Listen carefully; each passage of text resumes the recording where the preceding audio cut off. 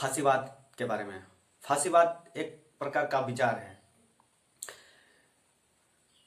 इस विचार को जो मानते हैं वो एक संगठन या पार्टी के रूप में उभर कर सामने आते हैं और अपने विचार को एक सिद्धांतिक रूप दे देते हैं और अपने सिद्धांत में कार्यरत होकर सत्ता या शक्ति को प्राप्त कर लेते हैं।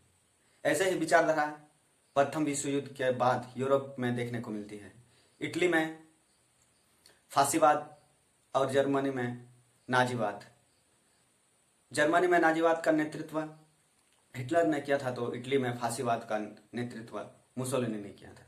आज फांसीवाद के बारे में जानते हैं, जिसका नेतृत्व मुसोलिनी ने इटली में किया था। इसका फांसीवाद किस प्रकार का उत्कर्ष होता है और यह किन परिस्थितियों में यह फांसीवाद उत्पन्न होता है, इसके बारे में ही चर्चा करेंगे। फांसीवाद का उत्कर्ष। यह फांसीवाद इटली में इसका उत्कर्ष हुआ और मुसोलिनी ने इसे शिखर तक या चोटी तक पहुंचाया है। इतनी प्रबल हो गई थी कि इतनी शक्तिशाली हो गई थी फांसीवाद कि जो इटली में 1860 से गणतंत्रवादी शासन चली आ रहे थे उसको भी यह समाप्त कर दिया। मतलब गणतंत्र सत्ता को भी इसने उखाड़ के फेंक दिया। फांसीवाद जो शब्द बना है वो लैटिन शब्द फेसियो से बना है। तत्काल जो है रोमवासी जो छड़ियों के बंडल, मतलब छोटे छोटे लकड़ी के बंडल जो होंगे उसको फेसेज कहते थे और इसी से प्रेरणा होते हैं। उसको जो बंडल है वो उसको जो है शक्ति, एकता और अनुशासन का प्रतीक माना जाता था। तो मुसोलिनी ने यही सिद्धांत अपनाकर जो फांसीवाद है उसमें अपनाया। उसमें फांसीवाद में अपना विचार था कि एक राज्य और एक झंडा और एक नेता होना चाहिए। फांसीवाद विचारधारा के अंतर्गत मुसोलिनी का कहना था कि एक राज्य, एक झंडा और एक नेता होना चाहिए। और जो इसके विचारधारा को मानने वाले या फांसीवाद को अपनाने वाले वो काली कमीज पहनते थे, काली रंग की कमीज पहनते थे और उनका विचारधारा जो है उग्र राष्ट्रवादी विचारधारा होते थे। उग्र राष्ट्रवाद मतलब अगर राष्ट्र के प्रति कोई उग्र रहता है तो वो राष्ट्रवाद कहलाता है। अगर ये ट्रैक चेंज हो जाता है तो ये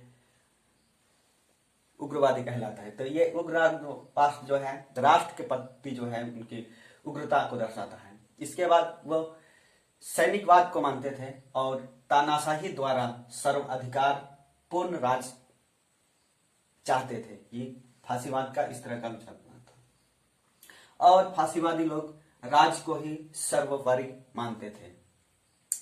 उसने या उन लोगों ने, फांसीवादियों ने या फासिज्म ने कुछ सिद्धांत भी अपना लिए थे कि फांसीवाद जो है एक धर्म है।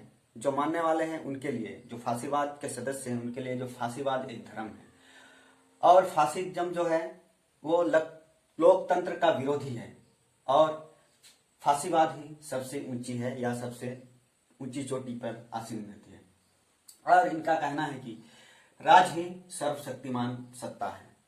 इस प्रकार के विचार से कि राज ही सर्वशक्तिमान सत्ता है, तो मुसोलिनी ने एक बार कहा था कि राज ही सब कुछ है, राज के अंदर सब कुछ, राज के बाहर कुछ नहीं और राज के विरुद्ध कुछ भी नहीं। इस तरह का विचार मुसोलिनी देता है अपने फांसीवाद के बारे में। अब देखते हैं कि कारण, किस कारण से, किन कारणों से इटली में फांसीवाद आया। प्रथम विश्व युद्ध के बाद ये फांसीवाद विचारधारा या फासिज्म आया था। तो प्रथम विश्व युद्ध में इटली ने भी भाग लिया था। तो प्रथम विश्व युद्ध में इटली की भूमिका क्या थी? वो ऑस्ट्रिया से युद्ध लड़ा और कैपोरेटो में भयानक हार हुई। इस प्रकार देखते हैं कि पियावे नदी में भी उसकी ऑस्ट्रिया के साथ युद्ध होती है और पियावे नदी में उसने जो इटली जो है मित्र राष्ट्रों के साथ युद्ध लड़ा था, तो मित्र राष्ट्र ने उसको सहायता देकर पियावे नदी पर विजय हासिल की। इसके बाद इटली के जनता को लगने लगा कि साथ देकर, यानी कि मित्र राष्ट्र से साथ लेकर युद्ध जीतना कोई बड़ी बात नहीं है। अकेले इटली युद्ध जीत ही नहीं सकता है। इसका मतलब शासन में आसीन सत्ता कमजोर हो चुकी है और यहाँ की सैनिक जो है खोखली हो चुकी है। ऐसे शासन और सैनिक को उखाड़ फेंकना चाहिए। इस प्रकार से प्रथम युद्ध में इटली की भूमिका भी फासीवाद को बढ़ाने में मदद की। दूसरा है संधि और बंटवारा में अपेक्षा। प्रथम युद्ध के बाद शांति संधियां हुई और संधियों में मित्र राष्ट्रों ने अपने क्षेत्र या उपनिवेश को बंटवारा किया। इसमें इटली की उपेक्षा हुई। जबकि मित्र राष्ट्र की तरफ से इटली ने युद्ध लड़ा था तो मित्र राष्ट्र में इंग्लैंड, फ्रांस, अमेरिका और इटली थे। तो युद्ध के समय ही इटली ने 26 अप्रैल 1916 को लंदन में इंग्लैंड के साथ संधि की थी। वो एक तरह की गुप्त संधि थी। लेकिन संधि के बाद, शांति सम्मेलन के बाद जो है, अमेरिका के राष्ट्रपति विल्सन ने इस संधि को इनकार कर दिया और इटली की जनता जो फ्यूम एक जगह है उसको अपना मानते थे। उनको लगा था कि युद्ध के बाद हमें मिलेगा, वो फ्यूम क्षेत्र जो है इटली को नहीं मिला। इससे जनता में निराशा होगी और उग्र आंदोलन भी हुआ। और जो फ्यूम का क्षेत्र है उसमें एक कवि जो था डेंजियो ने कब्जा कर लिया, क्योंकि डेंजियो को फांसीवाद का सहायता प्राप्त थी और तत्कालीन जो युद्ध में सैनिक भाग लिए थे उन्होंने भी फांसीवाद की सदस्यता अपना ली। इस प्रकार दूसरा भी फांसीवाद को इटली में बढ़ावा दिया। तीसरा है युद्ध उपरांत आर्थिक स्थिति। ये जानते हैं कि युद्ध के बाद, प्रथम युद्ध के बाद सभी विश्व में आर्थिक स्थिति डावाडोल हो चुकी थी। कैटलविल ने भी इस प्रकार का विचार दिया था कि इटली में प्रथम युद्ध के बाद आर्थिक स्थिति डावाडोल और अस्त व्यस्त हो चुकी थी। इस परिस्थितियों में जनता परिवर्तन चाहती थी और फांसीवाद का साथ दिया। अव्यवस्था। तत्कालीन समय में उपद्रव जो है, किसान लोग इतनी परेशान हो गए थे कि उपद्रव करने लगे। मजदूरों ने हड़तालें कर दी और साम्यवादियों ने तोड़फोड़ कर दी। इस प्रकार साम्यवादियों ने पूरा उग्र प्रदर्शन, तोड़फोड़ कर दी। मजदूरों ने मिलों पर कब्जा कर लिया और किसानों ने भूमि पर कब्जा कर लिया। इस प्रकार की अव्यवस्था इटली में व्याप्त हो चुकी थी प्रथम विश्व युद्ध के बाद। इसमें सत्ता को परिवर्तन करने के लिए आम जनता पक्षधर हो गए और फांसीवाद जो है उस समय की शांति की प्रेरणा बनी और इस प्रकार आम जनता फांसीवाद की तरफ उनके झुकाव हो गया। इसके बाद साम्यवाद। तत्कालीन समय में इटली में साम्यवाद का प्रभाव हो रहा था और साम्यवाद से इटली में डर का माहौल फैल चुका था। तत्कालीन विचारक, राष्ट्रवादी, भूमिपति सभी साम्यवादी विचारधारा से डरे हुए थे। इस स्थिति में मुसोलिनी ने सुदृढ़ता के साथ अपनी फांसीवादी विचारधारा का प्रचार प्रसार किया और फांसीवाद को सफलता मिली।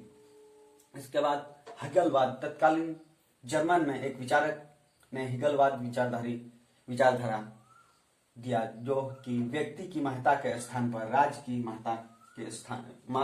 महत्ता पर बल देता था। इस तरह की विचारधारा से फांसीवाद को और बल मिला। तत्वा है भविष्यवादी आंदोलन। एक नेता है, फांसीवादी नेता है मेरिनिटी, जो भविष्यवादी विचारधारा देता है कि भूतकाल की इटली की पराभव जो है भूतकाल की, उसको मिटाकर भविष्य में साम्राज्यवादी द्वारा भूतकाल पराभव को मिटाया जा सकता है। इस प्रकार का विचारधारा भविष्यवादी विचारधारा से मेटर्निटी ने जो दिया था, इससे भी फांसीवाद को बढ़ावा मिला। इस प्रकार देखते हैं कि इटली में फांसीवाद इतनी प्रबल और उग्र हो चुकी थी कि गृह युद्ध की स्थिति हो गई थी। तो गृह युद्ध से बचाने के लिए तत्कालीन शासक विक्टर इमानुएल ने विनेटो मुसोलिनी, जो मुसोलिनी को मंत्रिमंडल गठन करने के लिए आमंत्रित किया और इस प्रकार मुसोलिनी ने 31 अक्टूबर 1922 को मंत्रिमंडल का गठन किया और 1922 से लेकर 1944 तक इटली में मुसोलिनी ही सर्वसर्वा रहा।